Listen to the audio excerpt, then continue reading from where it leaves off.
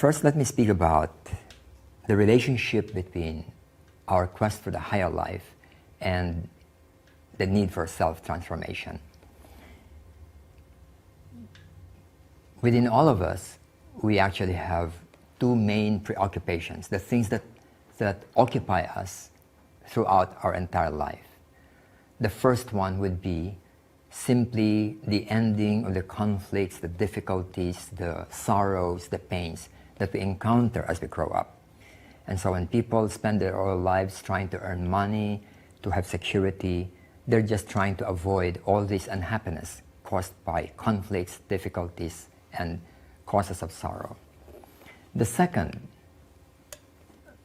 preoccupation, which is the preoccupation of a smaller percentage of people, is the pursuit of our highest potential, in whatever way we may wish to define it.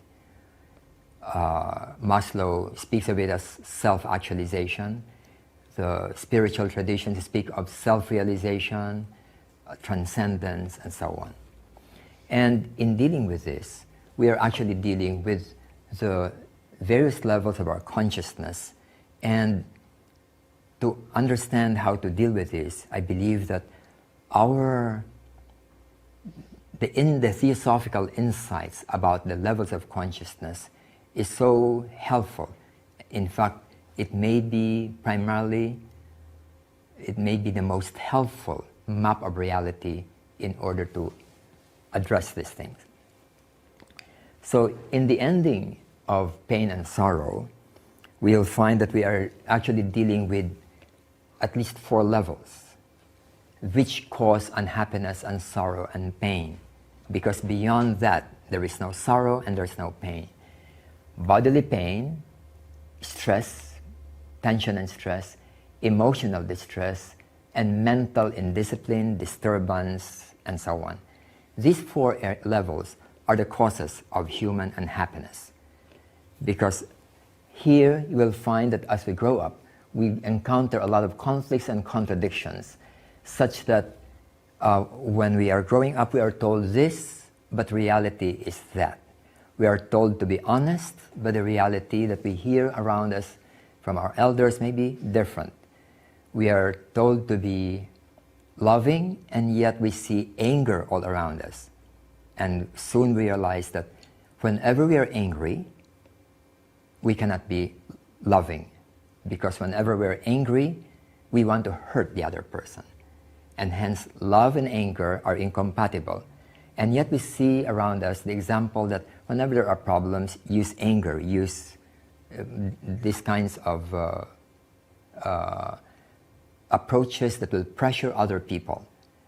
And yet, whenever we do that, then that loving nature disappears. So there are such contradictions and conflicts in these levels, because we see examples that actually do not work in the long run. Then, next to that would be 3 layers corresponding to our levels of consciousness that would now allow us to pursue our highest potential. First is pure rationality. The lower mental here, I'll use the diagram, our usual diagram later, is not purely rational. A lot of people have a lot of beliefs here on this level that are influenced by emotional fear, prejudices, and so on, and hence it doesn't function rationally. It just thinks of ideas, retain the ideas, and believe in the ideas even when they are self-contradictory. But on a higher level, we do have a faculty which is purely rational. It is impersonal. And beyond that would be the levels of spirituality and transcendence, oneness, unity. So these are the 2 levels, and this would constitute in general what we would speak of as the higher life or the more mature life. And this one would be the ordinary way that we are brought up in society, and these things are developed due to our conditionings. Now, the higher 3 levels become significant to some people because there comes a point in our lives when there is an inner vacuum, a yearning, an emptiness. And then the person is no longer satisfied with things like money, position, fame, pleasure. And there is something else that one is yearning for. And that would be the beginning of a kind of discontentment which ordinary social, physical, emotional factors cannot satisfy. And oftentimes in the Christian context, the term the divine discontent is used. And this can only be satisfied by the realization of our higher nature, which would be the higher three levels. And this is the beginning of our spiritual quest. It is the beginning of what we call the higher life. Now, in the higher life, many of you are familiar with the mystical process, so I'll just outline it here. It starts with an awakening, which is this initial feeling that there's something more. There's something which is more important than what society tells us. And then one begins to search for the path, because the standard religious teachings, social outlooks do not give the answer to this inner quest and yearning. And then we go through two levels, which is the awakening or the nurturing of the higher consciousness, and the purification and self-mastery. And after that, then the fruits would be what are called illumination or union and nirvana. Now, it is these two levels that most of us we find ourselves in. To many people, this is irrelevant because the process of awakening has not yet started. In other words, what society says to them is the right thing, the meaningful thing, and they pursue it, whether it is social position, whether it is financial position, or what. So these things, even when they can rationally listen and understand it, it doesn't mean too much to them. It is sometimes said that the mystical life is awakened in about 1% of humanity. This was said by two mystics, two writers. Whether it's 1% or 10%, I really don't know. But it is true that it constitutes a very small percentage. I have many friends who are highly intelligent, and when they learn that I'm interested in theosophy or these things, and then they discuss, and doesn't register much. In other words, in a way, I'm wasting my time to their mind. And to each his own. To them, the usual social, economic, physical relationship life is what would be important to them. But to this 1% or so, it's not just that. There's something more. So these levels correspond to what we study in theosophy as the levels of consciousness, from the physical, the etheric, the emotional, then the lower and the higher mental, and the spiritual and the transcendent. And these levels could be represented by symbols. This level can be represented by a square or a triangle, whereas the higher three would be represented by an upright triangle, what we might call the outer ego, the outer self, and the inner or the higher self. And for most people, from childhood onwards, it is this that's very active, this lower triangle. In fact, on the first 7 months, 7 years of a child's life, it is mainly on this level that we are active. It's only after the 7th year, it is said in theosophical literature that this higher causal thinking, higher mental, begins to become active. Now, these two levels have very different characteristics and qualities. One of the qualities of this lower self or the outer self is that it is the product of conditioning. If a child is taught to be afraid of something, maybe it's lightning, maybe it's snake, maybe it's cockroach. They grow up with that fear. But when they're not given that conditioning, they grow up without that fear. When they're given a certain outlook, an opinion, from childhood they keep on repeating it, hearing it, then they grow up believing that that is a fact. So this may be true about social values, religious values, personal values, ambitions and life. And these conditionings are represented by what we might call reaction patterns in our personality. And in the self-transformation seminar, we call it push buttons. Push buttons means that when you push it, something happens automatically.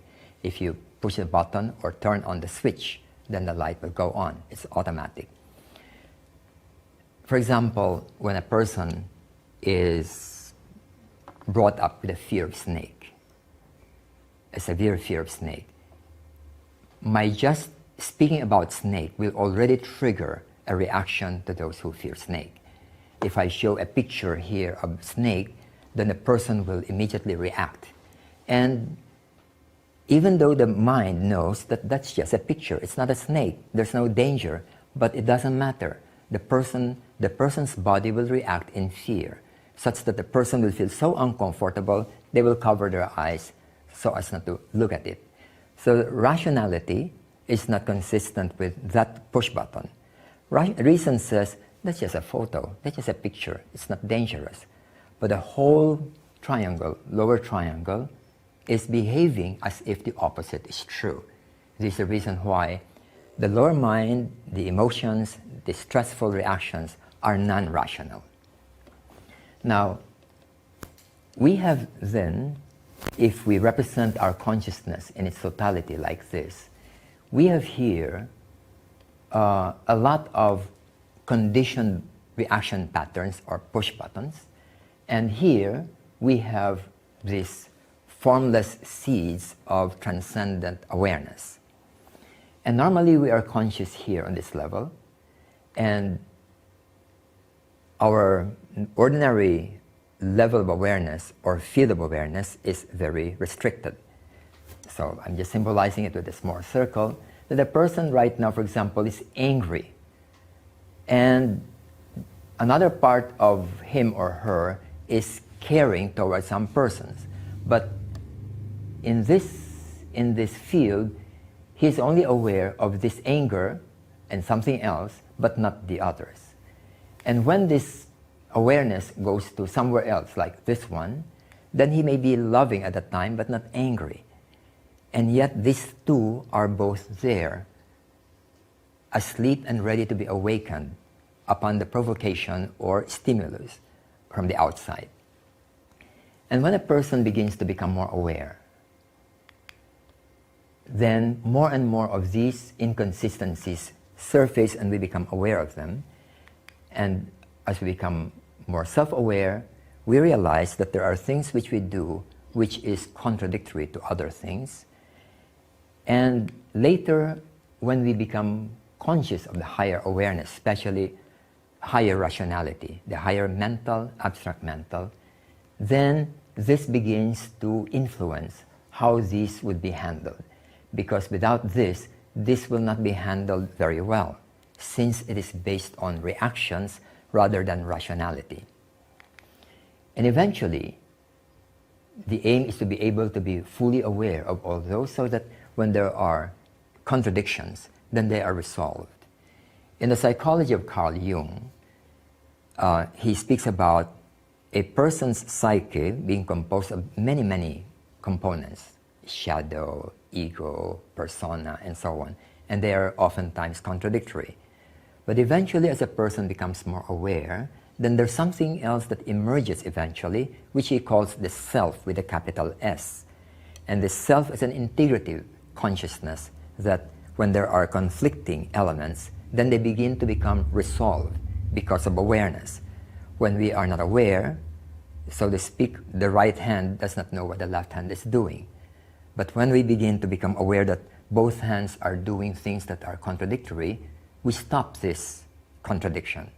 So in the same way, Whenever the awareness becomes wider, bigger, deeper, more profound, then this integration becomes possible.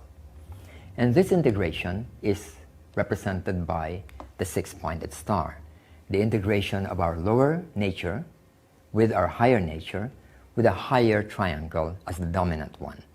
And this I understand to be a symbol of the truly mature individual. The average individual would just be active here and not active there. And when these two are active but not integrated, they begin to experience conflict. When these conflicts are integrated, then they would become symbolized by the six-pointed star as integrated and harmonized. So now, what are examples of these conflicts that we have within ourselves? I mentioned earlier, we'd like to be loving. I say, I love my wife, I love my children, but every time that I'm angry with my wife or my children, that loving nature is pushed aside. They cannot stay together in the same field of awareness because they are contradictory. And so, if I choose a life that is loving, I must do something about anger. If I cannot do something about anger, then my life will just be characterized by the resulting relationships due to anger, distress, jealousy, and other things. Another one would be serenity and fear. Whenever we are afraid, we cannot be peaceful, we cannot be at peace. And yet we like peacefulness. But when we are growing up, we are subjected to a lot of fear conditionings. From childhood, from our parents, then from school, we are afraid of teachers, we are afraid of failing grades, we are afraid of failure, we are afraid of what society will say. And because of that, we find that it's very difficult to attain inner peace because of this fear. If this is important to us, then those things which diminish or prevent serenity must go. They cannot coexist together. Then, selflessness has been spoken of as one of the most important qualities of the truly mature person, the spiritual person. And yet we grow up from childhood to adulthood with conditionings of egoism, self-centeredness, self-importance, fear of being criticized, and so on. And we must have only one. When this is very strong, selflessness just can't happen anymore. And if we'd like to develop non-self-centeredness, then we must deal with these things. Another one is being personal and impersonal. If I'm asked to choose between two persons who are applying for the same job, and one of them is my friend, then if my personal likes and dislikes are very strong, I would choose my friend. But if not, then I'll be impersonal and see who has more merits and who deserves it more. So we, as we grow up, we have a lot of these things. And these come from the conditioning of our lower personality. And when this begins to awaken, then we begin to find that these are also felt sometimes, and then we begin to feel the conflict. So there is a need to work first on the personality. If we would like to live a spiritual life, it is important to work on the personality. I am almost fully certain that when we just go to the higher, meaning the spiritual, meditational, but without dealing with our lower issues, it can't work. Spirituality will be prevented from becoming a reality because we must handle the issues and the conflicts here. We must review the push buttons. Some push buttons are okay. Some people, for example, brush their teeth every morning. That's a push button because there are people who don't never brush their teeth and they have no problem. But for those who have this push button, they cannot go out and cannot sleep without brushing their teeth. That's a push button. But if you think that that's all right, then leave it there, because it's a helpful automaticity that will help us healthy. But if there are other things which are not helpful, they must be reviewed and, if necessary, neutralized and replaced. Now, in doing this reconditioning of the lower, which is our first task, before we really work on our higher, there are 4 levels that we have to deal with, as I mentioned. The first one is on the physical level, and not only is it about health or pain, but also tension and distress. We are very familiar with health issues, so I'll not talk about that. Let me talk about stress in one's life. I've been working with many adults for 20 or 30 years, and I find that stress is the beginning of emotional distress. When a person knows how to deal with stress, that person will find that they are not easily distressed emotionally. So the first step towards inner equanimity must be about learning how to deal with stress and be able to remove congestions and allow them to flow. And this involves, in the self-transformation seminar, which was planned in the past 3 days up to today, but which had to be called off. We have several exercises on this level, stress level, then emotional distress and mental disturbances. So here it involves learning about abdominal breathing, awareness of the discomfort, and allowing the congestion, which is the cause of stress, to normalize. Let me just illustrate this by this example. If we have a very, very soft tube, very malleable, very soft, where water is flowing through it, or an energy or air, then when there is no disturbance, then this water, this air, this energy, flows normally throughout. And in our body, we have prana or chi. And chi, as we have learned in acupuncture, circulates throughout the body 24 hours a day. And when there's no congestion, then we don't even feel it. It's just happening. But the moment there is a congestion, then we begin to feel discomfort and pain. So for example, people who have blockage of this flow of the chi here on the nape, they would usually feel headache. Such that when people have headache here, one of the first things that I ask them to do is just press this nape. Press and rotate the fingers, loosen it, and then they notice that without even touching their forehead, the headache begins to fade away and disappear. So what happened? It's simply that by loosening the congestions here, the chi that's congested in this area is allowed to flow and the headache disappears. This is a very doable thing whenever you have headache, in fact pain, certain types of pain. You can use this and you'll find that the pain will dissipate or disappear. When, however, there is tension, like for example, if I'm afraid, I tense myself. What am I doing? I'm stopping the flow. Why am I stopping the flow? I need this reserve energy to fight the circumstance.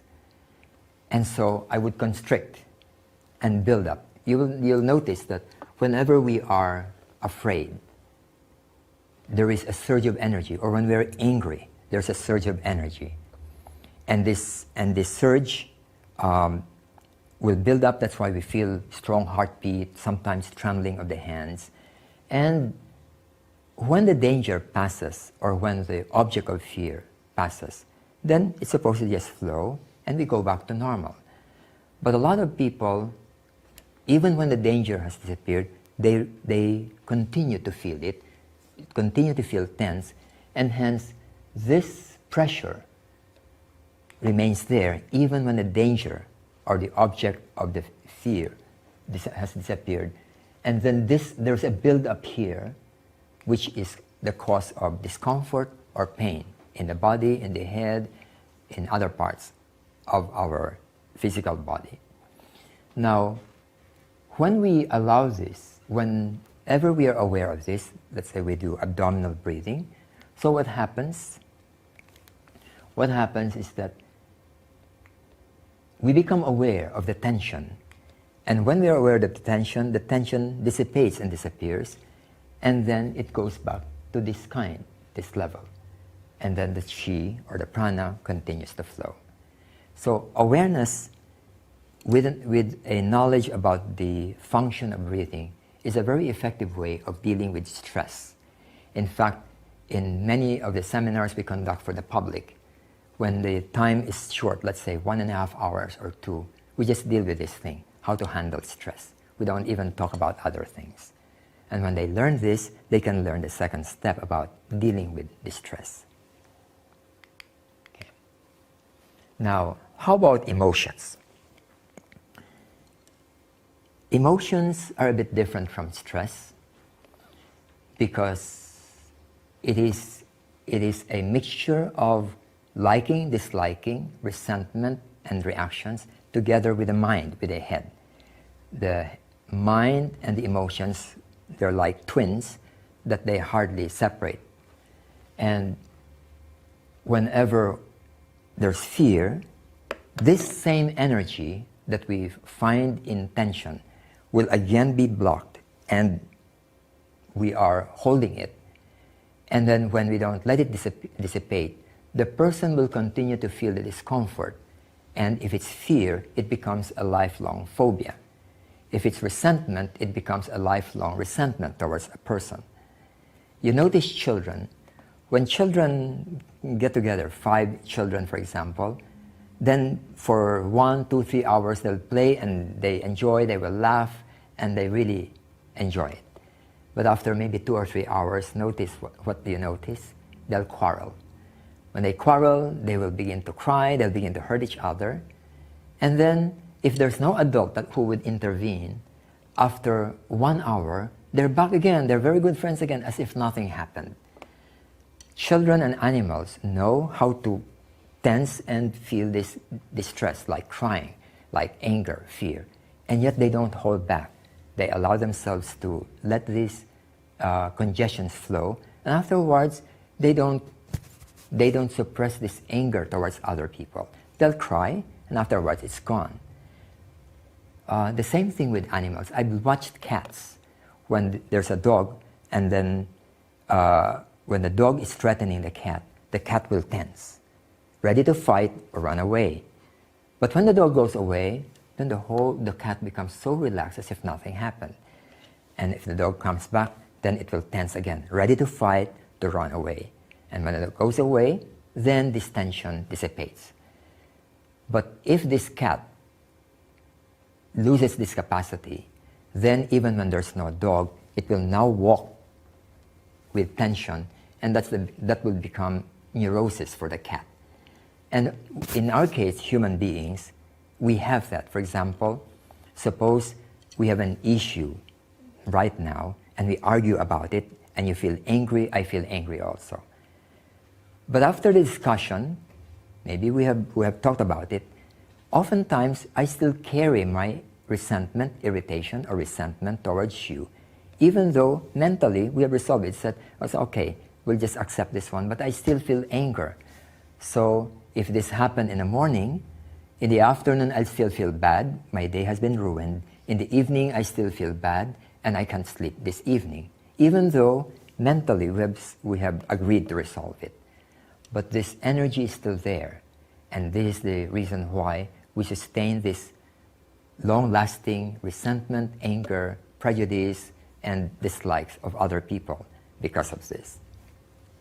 And when we become aware of this, and this is an entire exercise called emotional processing, a person becomes aware of these resentments, these fears, these congested energies, and when they're allowed to flow, this anger, resentment, and fears disappear.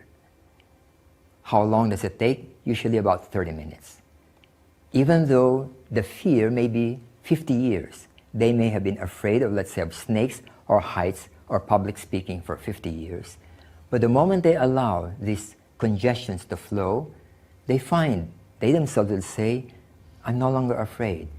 And let me just show you.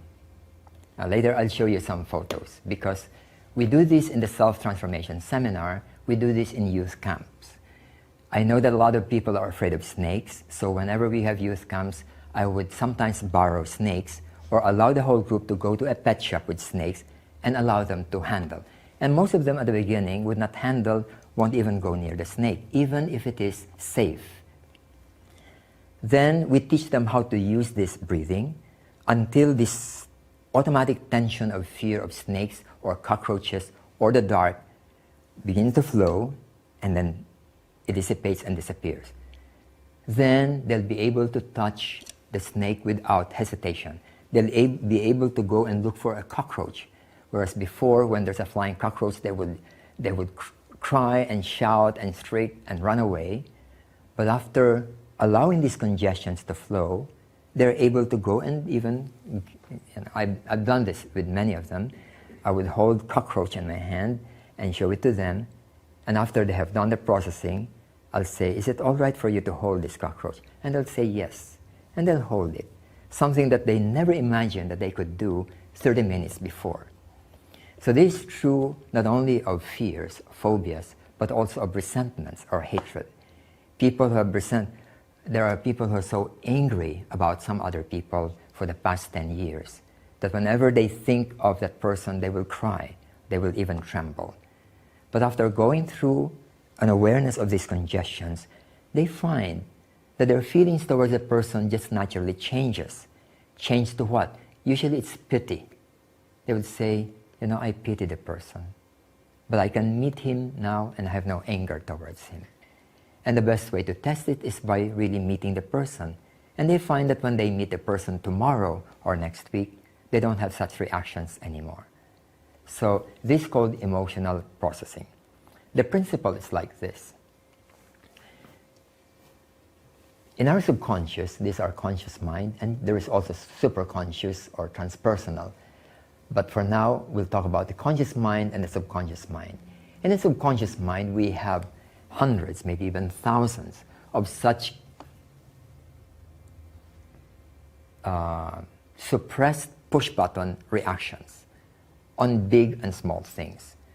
Big things would be phobia and deep resentment.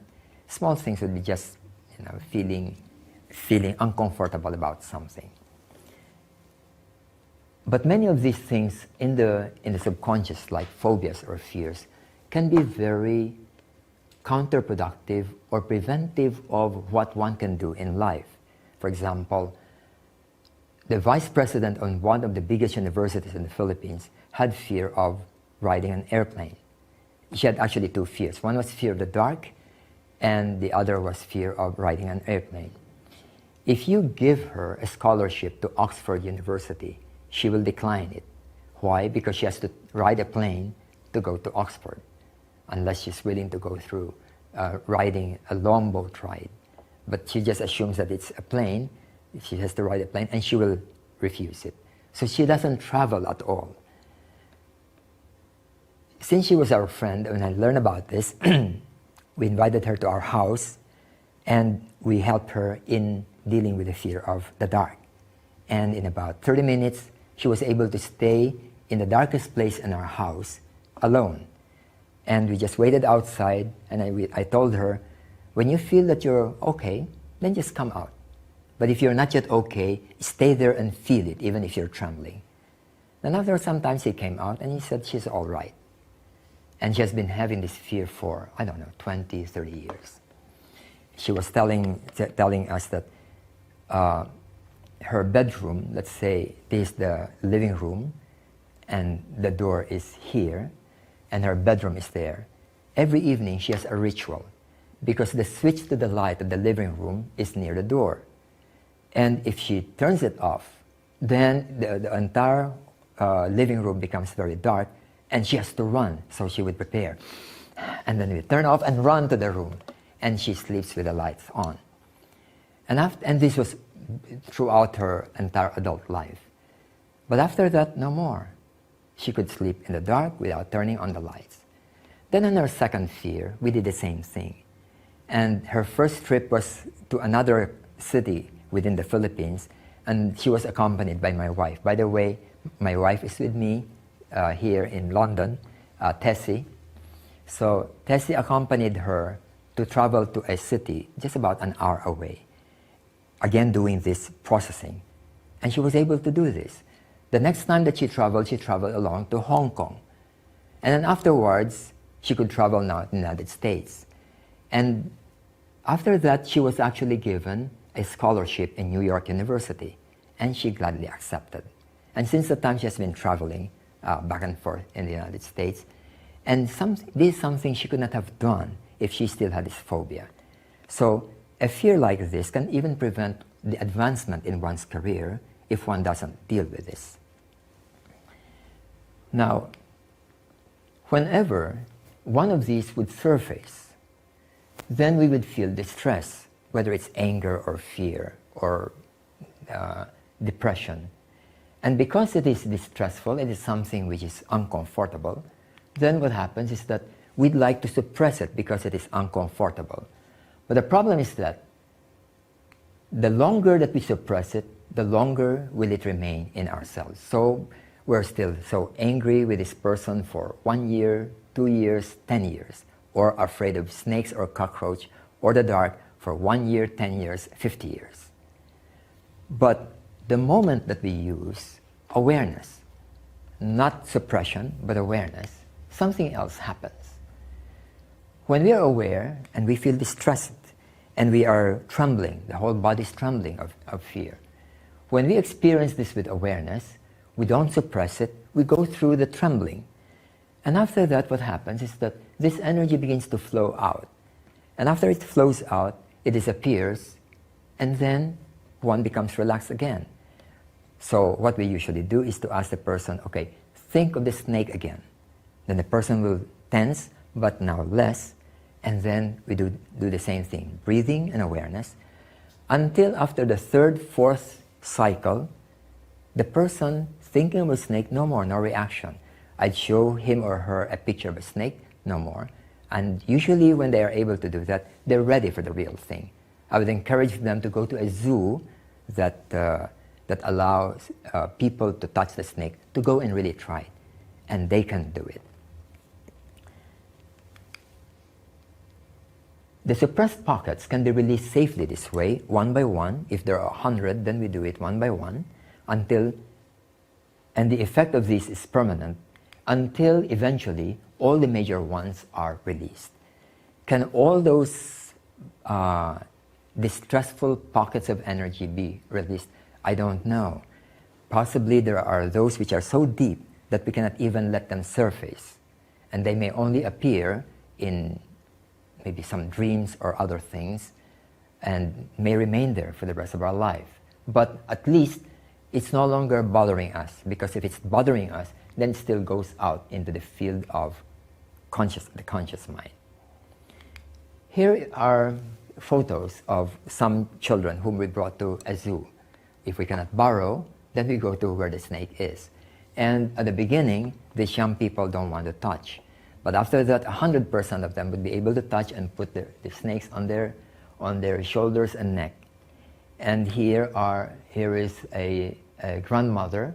Actually, I have another picture here of the mother, but somehow it didn't come out. But all those who go to the zoo, the parents, the children, we teach them how to do this, and they're able to let go of this phobia permanently for the rest of their lives. And so we have been conducting this kind of workshop and seminar for the past 20 or 30 years. And it works. It simply works. If only we have the time, then I can show you how to do it. And if you choose a fear that you may have, it doesn't matter what kind of fear you have, then you will see whether it works or not. Now here are 7 indicators in our emotional nature that if it is present, then usually there are push buttons. Tension and stress, fear, worry, and anxiety, irritation, anger, and rage, they belong to one family. It's just a matter of degree. Here, it's a matter of how that fear transforms itself from fear to worry to anxiety. Anxiety is something which is now very deep, and whenever a person is anxious, the person does not even know what he's anxious about. But when a person is worried, a person knows what he's worried about. But anxiety is different. And when it surfaces very strongly, it manifests as what we call panic attacks. Then resentment and hatred, loneliness and depression, guilt and aversion. I'll just mention something personal. I discovered this because of Krishnamurti. I was still at university, staying in the dormitory, and at that time I was subject to severe depression. When I lie down on bed at 9 o'clock and I'm depressed, at 4 o'clock in the morning I'm still awake, sleepy and tired, but not yet asleep because of the depression. That was the effect on me. Then one day, I was a new member then of the Theosophical Society, and the librarian showed to me a book. He said, "Have you read this?" I said, "No." It was, "Go and read it." I did not even know who the author was. I mean, I read it, but did not recognize. It was the book Life Ahead by J. Krishnamurti. I happened to have high respect towards the librarian, so I brought it to the dormitory and began to read it. And this book changed my life. It was the beginning of my pathway to dealing with all forms of fears that I had. I had a lot of fears. My greatest fear was fear of heights. If you can ask me to look down from, let's say, a 5th floor, because my whole body would be sweating and trembling. Then the painful memories. I had traumatic experiences when I was younger, and there are things I don't want to think about anymore. But one by one, with awareness, because actually the teaching of Krishnamurti is basically about awareness. With awareness, these things are not pushed back to a suppressed state, but allowed to flow.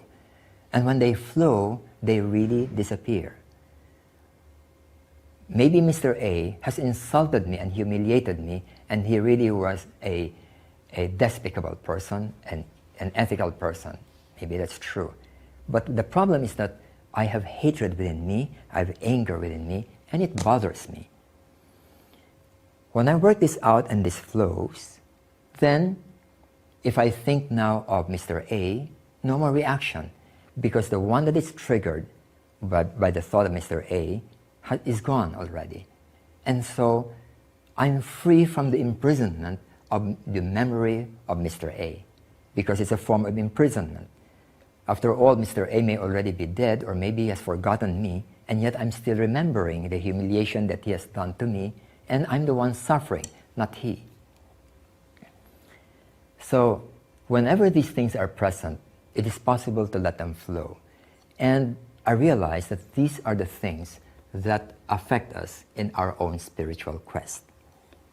Let me share with you a few things in the first few verses of Light on the Path on this. It says at the very beginning of Light on the Path, before the eyes can see, they must be incapable of tears. If I see something, if I see someone, then I still am emotionally affected. Then the eyes still cannot see. In other words, see what? See reality as it is. Because my eyesight, meaning my mind actually, not my eyesight, my mind is colored by my association with that thing which I see. It may be death. What is death? Death is death. It is as natural as birth. And yet to most people, death is a horrible thing, a thing to be afraid of. So the way we see death is already colored. And we are being asked that if we want to tread a higher life, then our eyes, this inner perception, this perception, must be free of this kind of reaction pattern that makes us cry. Before the ear can hear, it must have lost its sensitiveness. Sensitiveness to what? To feedback, reaction, to names. You call me, for example, shorty or fat a fat person or what. If I am sensitive to this, I'll be affected, and the ear cannot hear objectively what is reality. Suppose you give me a feedback, a real, accurate feedback, but which hurts my ego. What I'll do is to block it off and turn it back on you. Who are you to tell me that? Then I don't see the reality or the truth of what you're telling me, because my eyes are too sensitive and my ears are too sensitive to what people say about me in a negative way. And strangely, a lot of people are ultra sensitive to praises, such that they are so affected when they are praised. There was in one case where in the self-transformation seminar we have what we call a feedbacking session. And then two persons who knew each other, who were related to their work, sat together, and one is supposed to give positive feedback to the other person, free positive feedback. But the person who will receive it must first become very relaxed. Otherwise, they don't start yet. And as they started, so they went to breathing to make themselves relax. Then this one who's supposed to receive positive feedback began to have tears. She began to cry.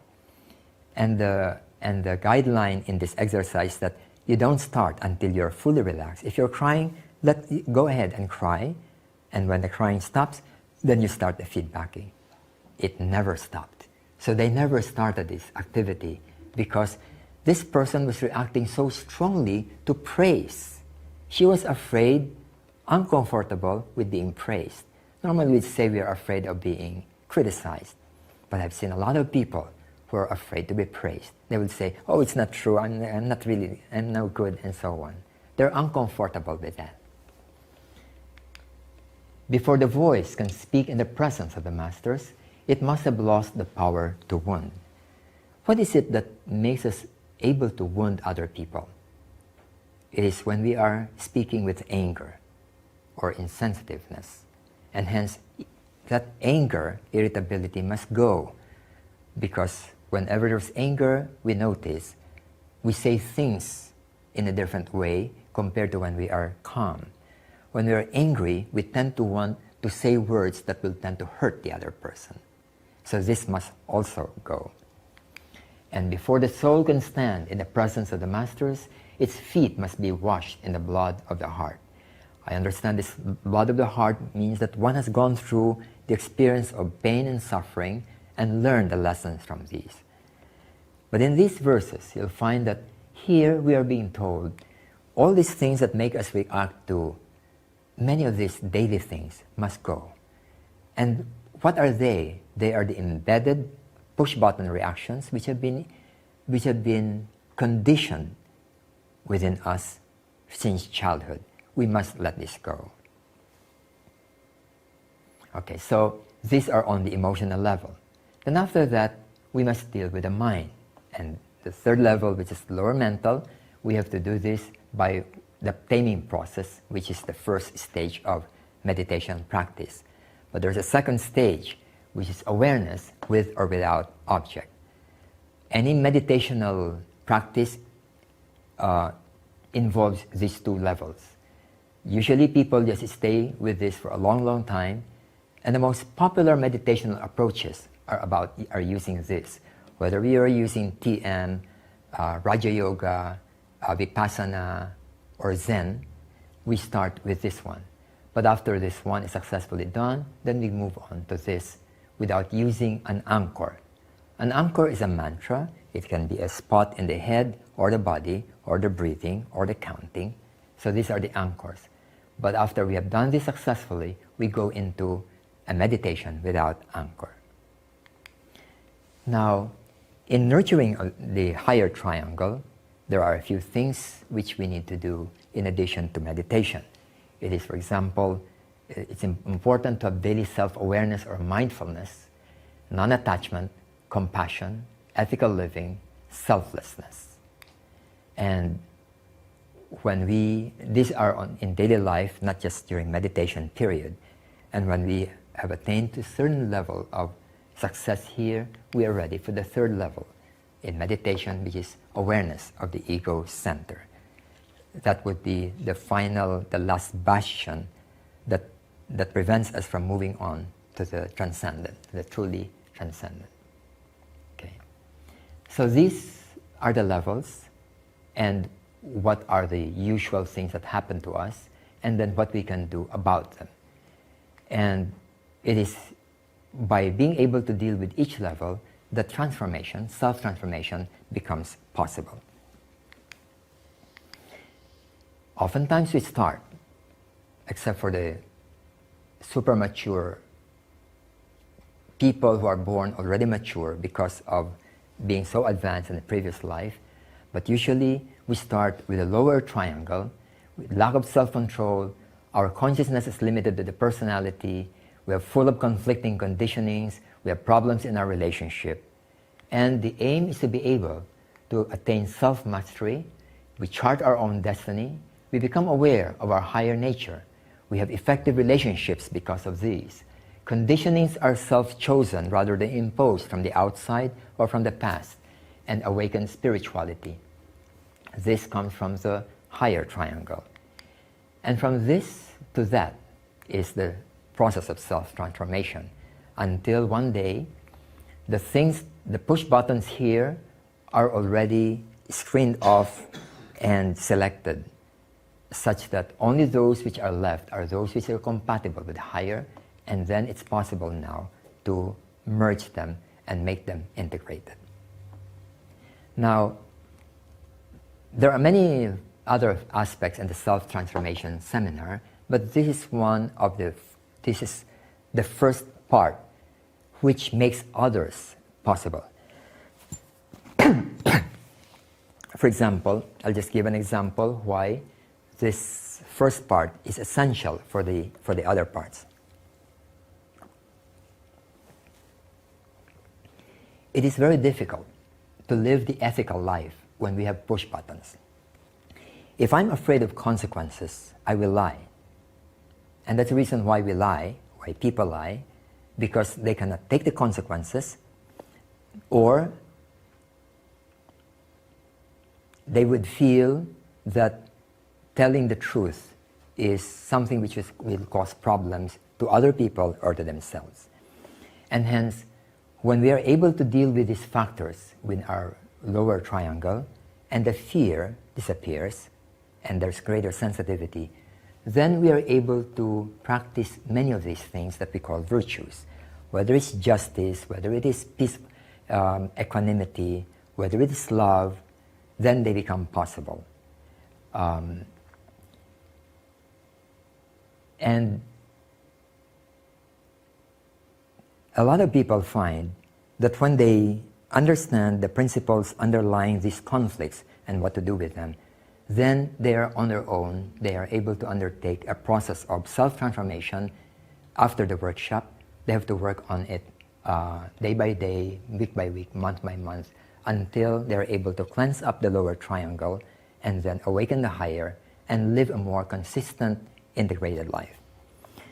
We have done this seminar first in the Theosophical Society, and because of the feedback from those who participated, we opened it up to the public.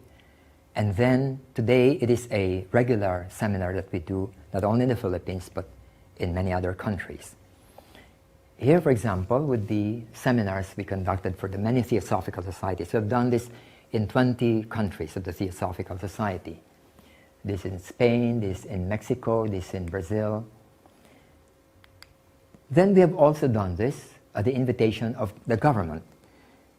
Several cities, the mayor asked us to conduct it to the staff, to the officials of the city, and we conduct it usually for 2 days.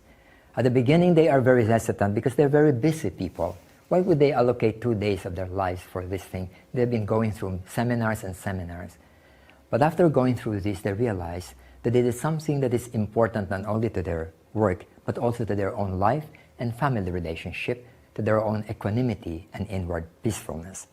Such that in one case, the mayor, after conducting the first batch, wanted to do it, to have a follow-up in the same city. Then here is a school, a Catholic school, that who asked us to conduct it for their teachers. Because when teachers don't know how to handle their anger, what happens is that when they're already so frustrated and so irritated, they begin to act no longer as a loving teacher, but as a fearful teacher. So we have conducted this to many Catholic schools. Here is to the military.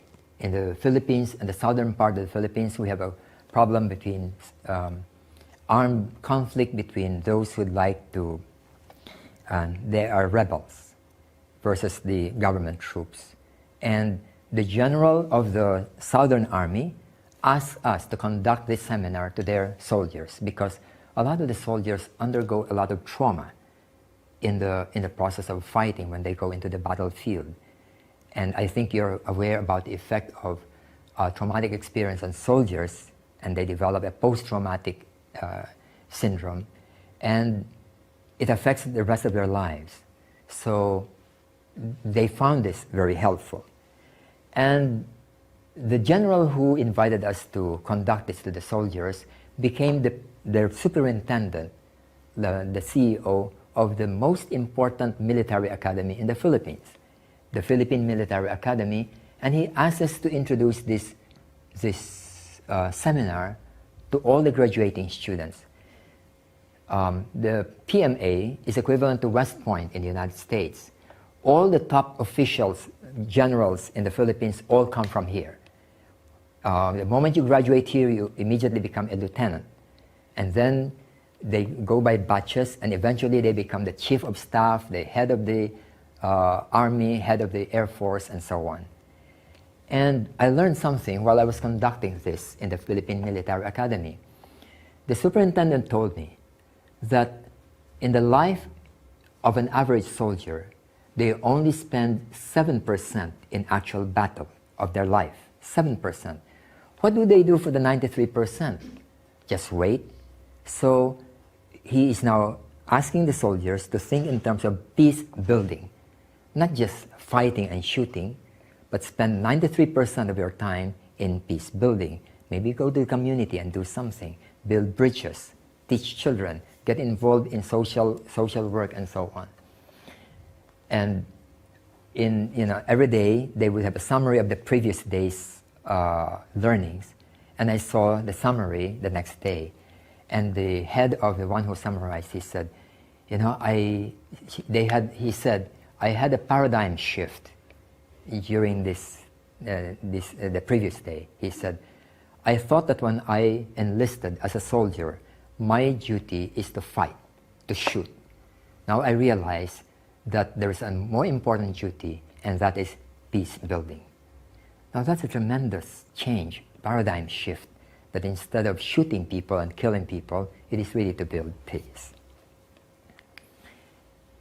Then these are for public school teachers. We've conducted it to many public schools and schools and universities, whether private or public. And we also have parenting sessions in our own college or outside, where we try to teach parents how to first deal with their own anger, their irritability, in order to become more effective parents. So this seminar has been very useful in many, many aspects, and that's why it continues to be in demand, not only in the Philippines, but elsewhere. Now, what time is it now? 7:30. I think we don't have much time anymore, because I wanted actually to share with you some thoughts about applied theosophy. So I'll not use the screen anymore, but just share with you some thoughts on applied theosophy. The self-transformation workshop is just one aspect of what we would call applied theosophy.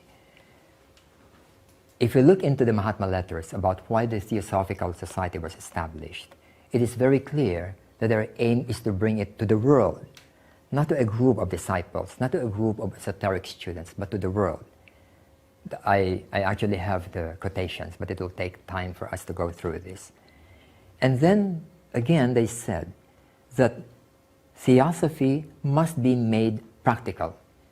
There must be a design to make theosophical principles practical and applied. Now, The Theosophical Society has been around for 144 years or so. And we should have grown, but we are actually declining. The peak membership of the Theosophical Society was in 1928, when we had about 45,000 members. Today we have only about 26,000 members, a drop of about 57%. But in the meantime, from 1928 to now, population has grown by up to 7 billion, or about 3.5 times. In other words, population has ballooned, our membership has shrunk.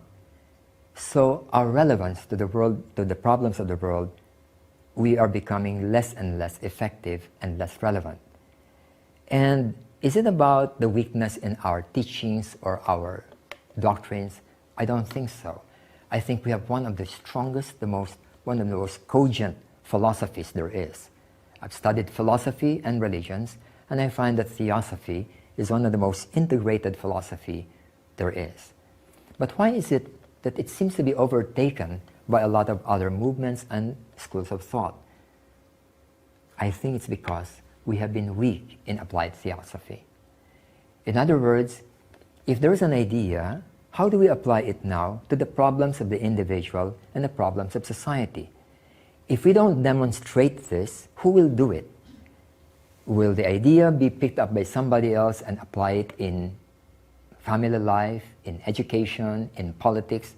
No, I think we must first demonstrate it.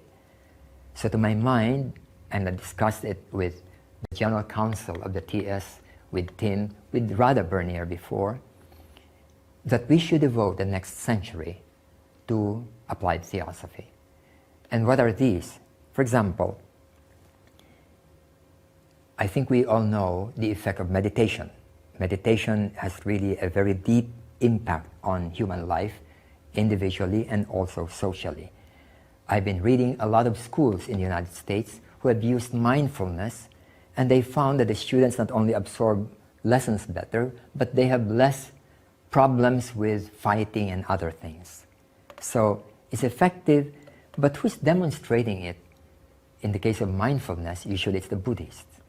And I once went to Taiwan, and I was invited by a Buddhist group to go there.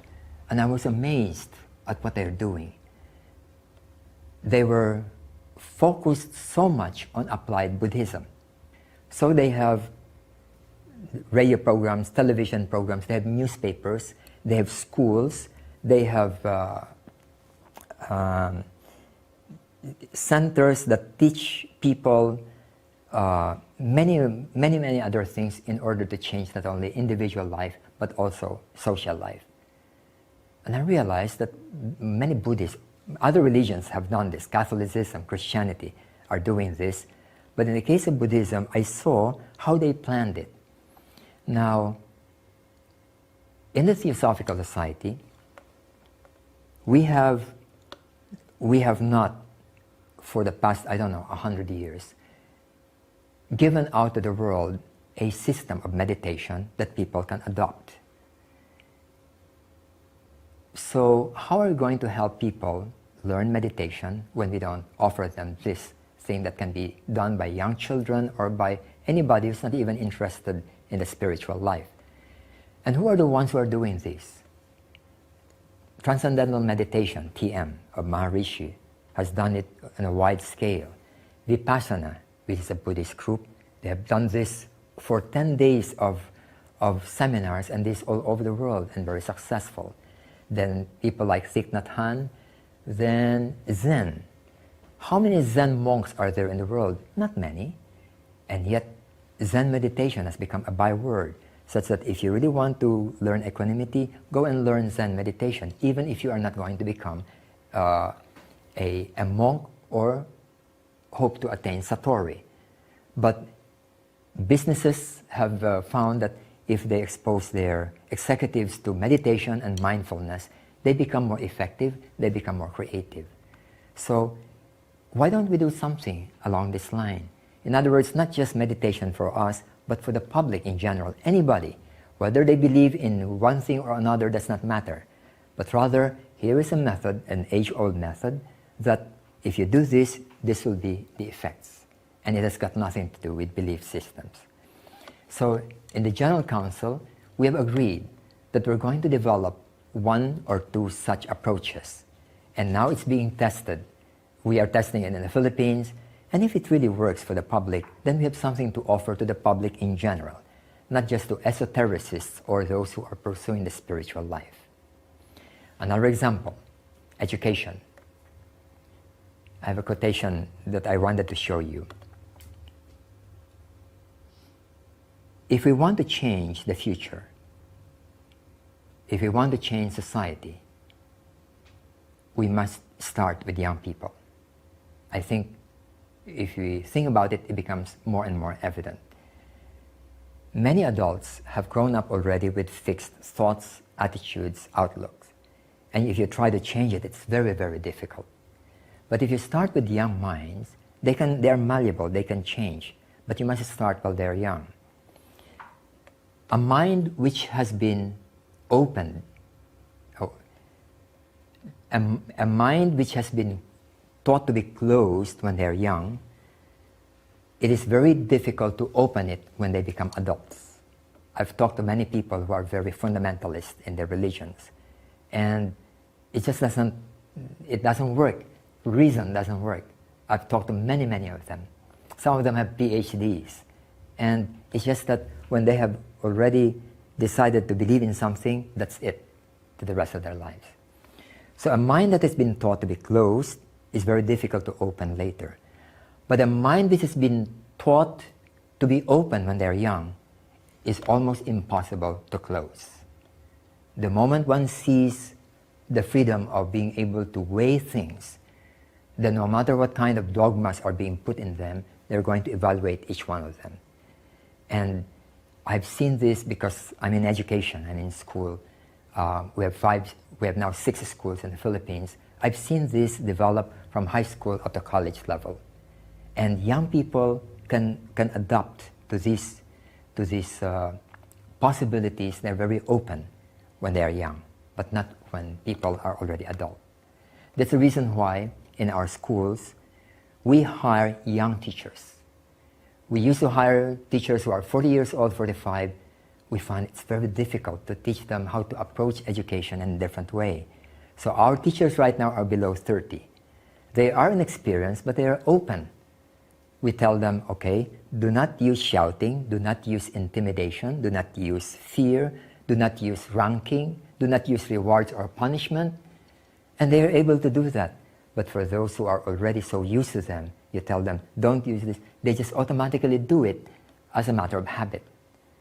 So I think we should the Theosophical Society should go into education. During the 1920s, and even before that, in the time of Olcott established more than 250 schools in Sri Lanka, but he gave this all to the Buddhists in Sri Lanka. Then Annie Besant, I was told, started or inspired more than 250 schools when she was alive. Where are these schools now? Only one remains. It's the Olcott Memorial School. What happened to the rest? I've been asking about this for a long time. I couldn't get a straight answer. But education is one of the most powerful factors that can change society. Do you know how many schools the Catholic Church has? Make a guess. How many schools do they have? Any guess? 7,000. 7,000. Guess again. 20,000. Guess again. You mean worldwide? Worldwide, Catholic Church. They have more than 200,000 schools. 200,000 schools. How many students? Make a guess. If you total them, how many students do they have? And that's how many they are influencing. Make a guess. Okay. They have 52 million students at any one time. 52 million is the combined population of Australia, New Zealand, Sweden, Norway, Finland. 5 countries, you total them, it's not even more than 52 million. You are like influencing 5 countries every day for 10 months a year, that's how powerful education is. Now, Waldorf School, I think you're familiar with them. It's what was started by Steiner, and it was only started in the 1930s when Steiner started anthroposophy. How many schools do they have right now? They have more than 3,000. In the past 70 years, they established 2,000 schools, which means about 2.8 schools every month. Open up new Waldorf School. How many schools do we have in the Theosophical Society? We have right now 7. 6 in the Philippines and 1 in India. And I'm asking Tim Boyd, start another one in India. And we are now trying to convert the TOS schools, which are charity schools, to become Theosophical schools, and so on. So, and Argentina is planning to do the same thing, open up the school. I think it doesn't matter where we put up the school, so long as the school is theosophically oriented. When we say theosophically oriented, it doesn't mean that we must be teaching theosophy. No. A theosophical school is a school that tries to nurture certain qualities of thinking, of character and personality in an individual. Whether one believes in this or that one is not even essential. What Maban Blavatsky says is that we must develop free minds, free individuals, intellectually free, morally free, and selfless. So it's not about teaching them theosophy, reincarnation. If it's true, they'll adopt it. If it's not true, they'll reject it. And in the same way as the TS has no dogma, so bringing up children should be without dogma, but letting them become inquisitive, open, and free. So these are just examples of the directions in applied theosophy, and I believe that we in the Theosophical Society should really work on this. It's difficult, and yet if we don't start it, no one will from the point of view of the theosophical outlook. We have to first demonstrate it. If it works, then other people will do so. We started with a few schools in the Philippines, and after they saw, some people saw what happens to the students through the years, then one person in an outlying province in the Philippines said, I'm going to put up a school. You train the teachers, you make it whatever you want, but I'll put up the school, I'll pay the salary, but you, in effect, run the school. So this school is now in its high school. It has been there for probably about 10 years already, and it's ongoing. Then another one, he also wanted to put up a school. Again, they asked us, can you train our teachers to set up the school? He owns it. In other words, he can close it anytime. We don't own it, but he would like to do it that way. So when they see that it works in our system, then they would like to do it in the same way. This year, we received a donation of 8,000 square meters in the southernmost part of the Philippines on the condition that we put up a theosophical school over there. So when people see, then they will begin to help and support. But we have to demonstrate it first. So I think it is our task as active people in the Theosophical Society to try to identify areas of application of theosophy and demonstrate that it works. And if it works, people will see that it works, and they will also try to adopt it and maybe duplicate and disseminate it. And in this way, theosophical ideas will really influence much of society. A good idea is not useful until it can turn into a practice that can transform. If it's just an idea, then it may just remain there in the pages of a book, and does not affect the world at all. So we have to look into applied theosophy. So I would urge everyone to look into this, and then in our own small ways, think of areas of applied theosophy and try it. We have to, of course, put time and effort in it, and not just one day or 1 year, but something which is ongoing, and then we'll find that if it's worthwhile, it will be helpful to the world. So good evening to all of you.